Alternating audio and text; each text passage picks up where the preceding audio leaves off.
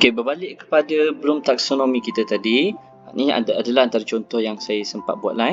Okey, contoh dalam objektif pengajaran dalam kita punya lesson plan tu kita tulis begini. Di akhir pengajaran, pelajar dapat menghasilkan sambungan soket 3 pin dengan sempurna tanpa bantuan guru. Jadi dekat mana terletaknya objektif pengajaran ni, kita tengok dia punya verb ataupun dia punya kata kerja yang ada dekat objektif kita. Contoh di sini kita tengok di akhir pengajaran, pelajar dapat menghasilkan sambungan soket. To create ataupun to produce. Jadi kalau itu adalah perkataan yang kita gunakan, dia akan berada pada tahap yang di atas ni lah, produce new or original framework. Jadi belum taksonomi peringkat yang akhir.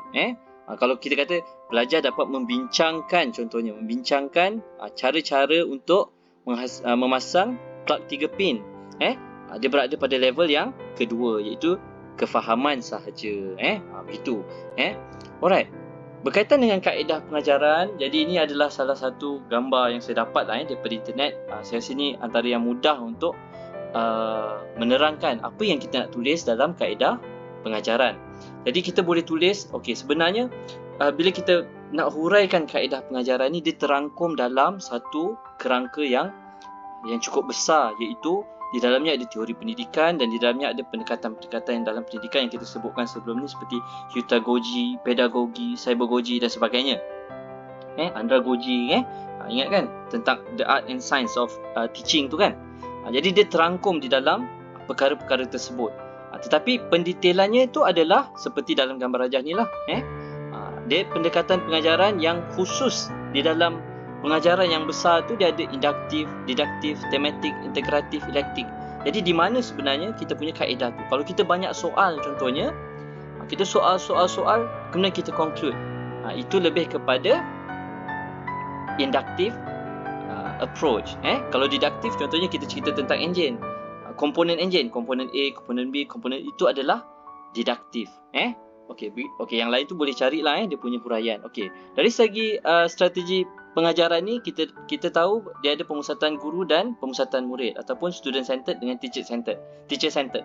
Jadi di mana letaknya strategi pengajaran kita dalam lesson plan yang telah kita laksanakan. Dan juga ada kaedah dan teknik pengajaran. Okey, jadi dalam kaedah dan teknik pengajaran dia lebih detail. Okey, dia ada teori, dia ada pendekatan, kemudian dia ada strategi. Di bawahnya itu sekali adalah kaedah dan teknik pengajaran. Sudah ada banyaklah.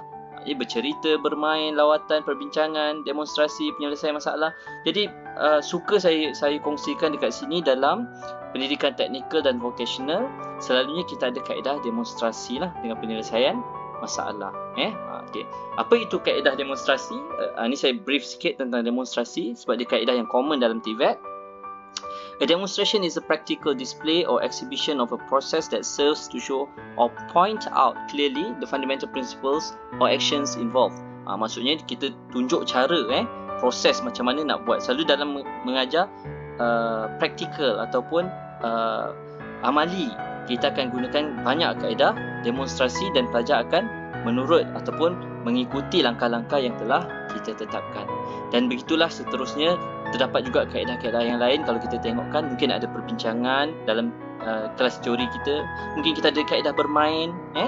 Kemudian mungkin kita ada buat kaedah penyelesaian masalah. Kita pun boleh pelbagaikan kaedah-kaedah ini dalam pengajaran kita. Tapi yang pasti kelas amali selalunya kita buat demonstrasi lah. Okey. Jadi insyaAllah saya harap dengan sedikit pencerahan ini, pelajar-pelajar saya semua dapat menghasilkan kita panggil apa ni, portfolio pengajaran yang terbaik. Dan saya ucapkan terima kasih sekali lagi, dan saya harapkan kita tunggulah hasilnya terbaik daripada anda semua. Assalamualaikum warahmatullahi wabarakatuh.